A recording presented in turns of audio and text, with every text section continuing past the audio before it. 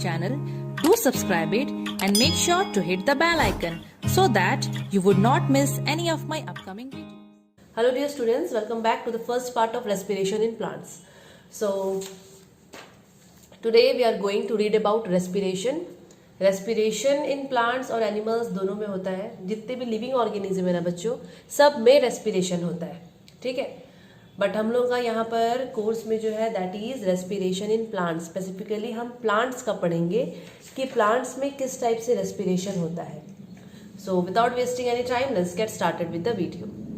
So respiration in plants. देखो, chapter start करने से पहले मैं सबसे पहले बता दूं रेस्पिरेशन हम लोग बोलते किसको है. आप सबको पता है कि the food that we eat, हम लोग जो खाना खाते हैं वो हम लोगों को एनर्जी प्रोवाइड करता है. वो हम लोगों को क्या देता है? एनर्जी देता है. बट वो एनर्जी देता कैसे? हम लोगों को खाने से एनर्जी मिलता कैसे है? सो वो मिलता है जब फूड कंबाइन करता है ऑक्सीजन के साथ. ठीक है, जब फूड हमारा ऑक्सीडाइज होता है, मतलब फूड और ऑक्सीजन कंबाइन हो रहे हैं. ऑक्सीजन कहाँ से मिलता है फूड को? हम लोग जो सांस लेते हैं तो ऑक्सीजन गैस अंदर जाता है. वही ऑक्सीजन गैस फूड के साथ कंबाइन होता है और वहाँ पर केमिकल रिएक्शन होता है जिसकी वजह से हम लोगों को एनर्जी मिलता है. सो रेस्पिरेशन एक प्रोसेस है जिसमें फूड हमारे बॉडी के अंदर में, सेल के अंदर में ऑक्सीडाइज होता है और ऑक्सीडाइज होने के बाद वो देता है carbon dioxide, water and energy.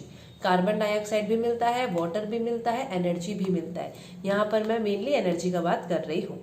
अभी आप लोगों को इक्वेशन दिखता होगा. ये जो इक्वेशन है वो रेस्पिरेशन का इक्वेशन है.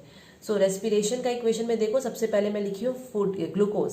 ग्लूकोज और फूड एक ही होता है, बिकॉज मैं आप लोगों को अभी स्टार्टिंग में बोली ना कि फूड ऑक्सीडाइज होता है, तो ग्लूकोज और फूड यहाँ पर एक ही है. ठीक है, आप लोगों की बुक में ग्लूकोज लिखा रहेगा तो उसमें कंफ्यूज नहीं होना है, वो फूड ही है. सो फूड कंबाइन होता है ऑक्सीजन के साथ. इन दोनों कंबाइन होते हैं, रिएक्शन होता है जिसकी वजह से हम लोगों को प्रोडक्ट्स में क्या मिलता है? Carbon dioxide gas, water and energy. और यहाँ पर जो एनर्जी मिलता है वो हमारे बॉडी में एटीपी के फॉर्म में स्टोर होके रहता है. एटीपी के फॉर्म में स्टोर होके रहता है. सो यहाँ पर जो एटीपी है वो एनर्जी रिच केमिकल सब्सटेंस है, मतलब ऐसा सब्सटेंस है जिसमें भर भर के एनर्जी है. आप लोगों को इतना याद रखना है कि हमारे बॉडी में जो रेस्पिरेशन से एनर्जी प्रोड्यूस होता है वो बॉडी स्टोर कर देता है in the form of ATP. ATP का फुल फॉर्म होता है एडिनोसाइन ट्राइफॉस्फेट. एडिनोसाइन ट्राइफॉस्फेट, इसके बारे में और हायर क्लासेस में आप लोग पढ़ोगे बच्चों. अभी हमारे बॉडी में जो एनर्जी प्रोड्यूस होता है, बॉडी उसको एक बार में थोड़ी ना यूज कर सकता है, बिकॉज बहुत एनर्जी प्रोड्यूस होता है. इसीलिए एनर्जी स्टोर हो जाता है हमारे बॉडी में in the form of ATP, और जब टाइम पड़ता है तब बॉडी उसको यूज करता है. अभी एक क्वेश्चन जो कि काफी इंपॉर्टेंट है. यहाँ पर हम लोगों को जो एनर्जी मिलता है वो 38 एटीपी मिलता है. कितना? 38 एटीपी. मैं यहाँ पर एक बार ऐसे लिख रही हूँ, 38 एटीपी. बहुत जन की बुक में इक्वेशन में लिखा रहता है glucose plus oxygen gives carbon dioxide H2O and 38 ATP. वो एनर्जी ही है. इसका मतलब है कि अगर हम लोग एक मॉलिक्यूल ग्लूकोज का लेते हैं तो उससे हम लोगों को 38 एटीपी एनर्जी मिलता है. ठीक है, मतलब ग्लूकोज का एक मॉलिक्यूल इतना एनर्जी दे रहा है. तो सोचो हमारे बॉडी में तो कितने सारे मॉलिक्यूल्स होते होंगे फूड के, तो कितना सारा एनर्जी प्रोड्यूस होता होगा. पर ये एग्जाम में क्वेश्चन आता है कि एक मॉलिक्यूल ग्लूकोज का टूट के कितना एनर्जी देता है. So the answer will be 38 ATP. So the ATP molecules that are stored in the cell can be broken down at any time. मैं आप लोगों को बोली थी कि ये जो एनर्जी प्रोड्यूस होता है वो हमारा बॉडी स्टोर कर लेता है. तो कभी भी जब टाइम, मतलब कभी भी जब हमारा बॉडी को इसका दरकार रहता है तो ये एनर्जी को बॉडी फिर यूज कर लेता है. रेस्पिरेशन सब में होता है बच्चों, जितने भी लिविंग ऑर्गेनिज्म है सब में रेस्पिरेशन होगा. और यहाँ बोल रहा है कि मेनली जो प्रोसेस होता है रेस्पिरेशन का वो होता है सेल के अंदर में. सेल के अंदर में, इनसाइड द सेल. तो हम लोग इसको सेल्यूलर रेस्पिरेशन भी बोल सकते हैं. यस, यहाँ पर जो प्रोसेस है रेस्पिरेशन का वो सेल के अंदर हो रहा है, इसीलिए हम लोग उसको बोलते हैं सेल्यूलर रेस्पिरेशन. सेल के बाहर में नहीं होता. सेल के बाहर में जो होता है उसको ब्रीदिंग बोलते हैं. ब्रीदिंग का मतलब ओनली सांस लेना एंड छोड़ना. We take oxygen and we exhale out carbon dioxide, वो होता है ब्रीदिंग.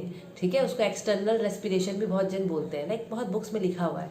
बट इंटरनल रेस्पिरेशन वो प्रॉपर रेस्पिरेशन को बोला जाता है जो सेल के अंदर होता है, जिसमें फूड ऑक्सीडाइज होकर carbon dioxide, water and ATP देता है, एनर्जी देता है.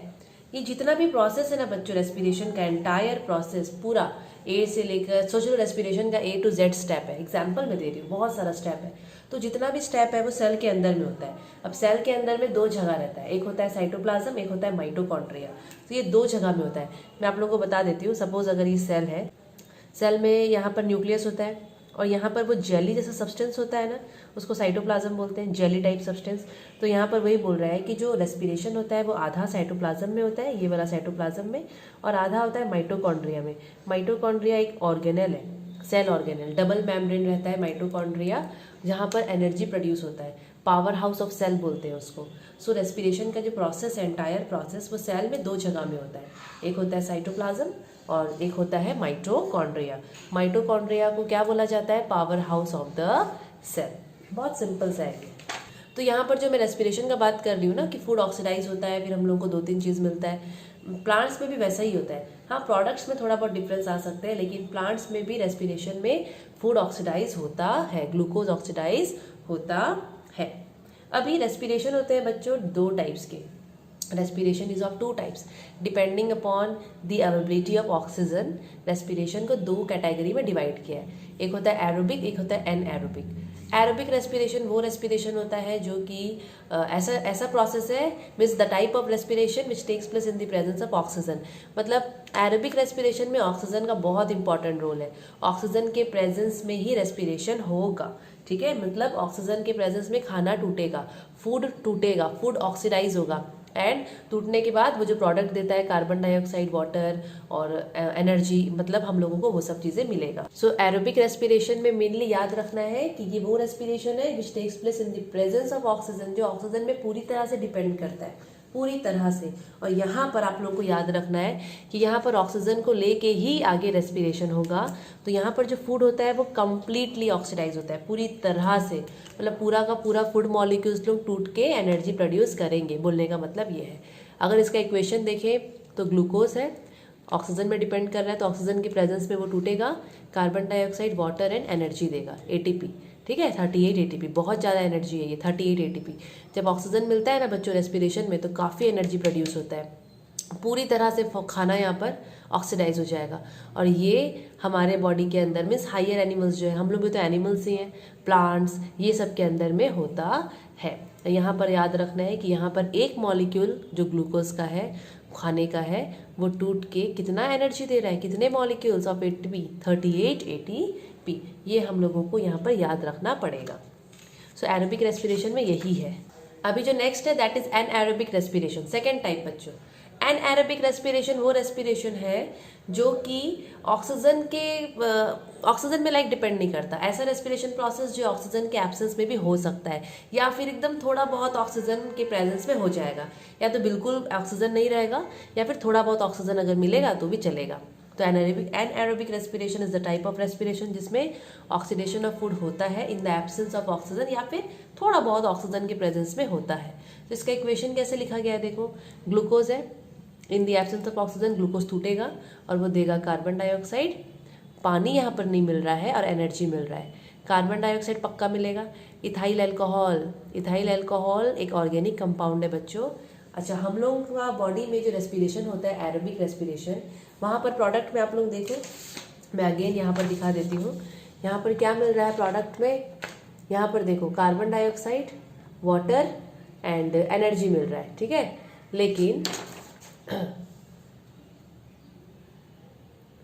लेकिन अब यहाँ पर देखो एनएरोबिक में carbon dioxide, ethyl alcohol and energy मिल रहा है, ये डिफरेंस है। अगर एनएरोबिक होता है तो इथाइल अल्कोहल मिलता है, इथाइल अल्कोहल, अगर एरोबिक होगा तो वाटर मिलेगा।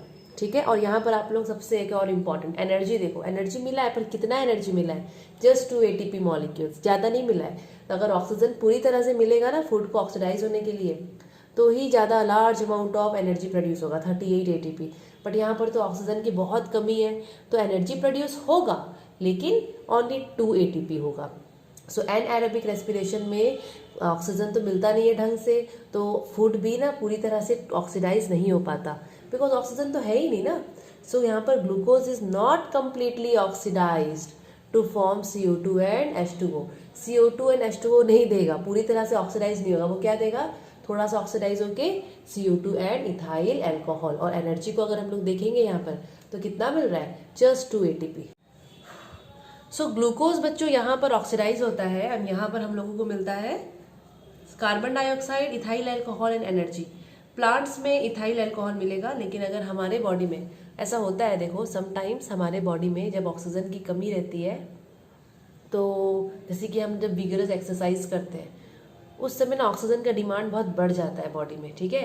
एंड हमारे मसल्स में एनएरोबिक रेस्पिरेशन होता है मसल्स में, और जब एनएरोबिक रेस्पिरेशन होता है ऑक्सीजन की एब्सेंस में ग्लूकोज टूट जाता है, और टूटने के बाद वो कार्बन डाइऑक्साइड देता है, एनर्जी देता है, और साथ में ना वो लैक्टिक एसिड देता है, लैक्टिक एसिड।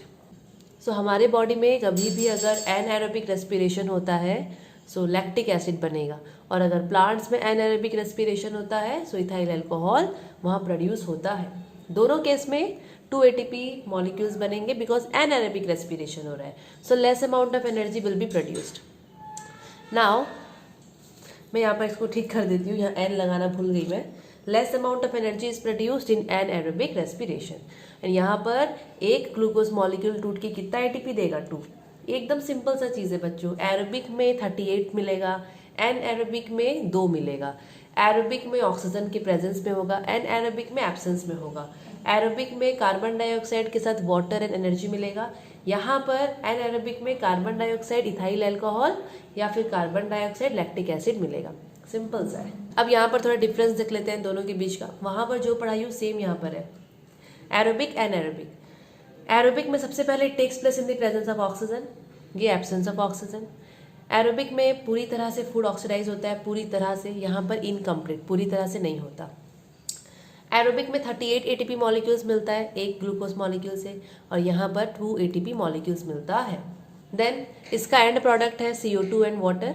यहाँ पर एंड प्रोडक्ट होता है CO2 एंड इथाइल अल्कोहल, किसमें, प्लांट्स में, और अगर एनिमल्स का लिखेंगे तो CO2 एंड लैक्टिक एसिड। एकदम सिंपल सा, बहुत इंपॉर्टेंट है। समझ जाओगे ना तो तुमको रट्टा मारने का दरकार नहीं पड़ेगा, हमेशा ट्राई करो समझ के लिखने का। Now respiration and combustion.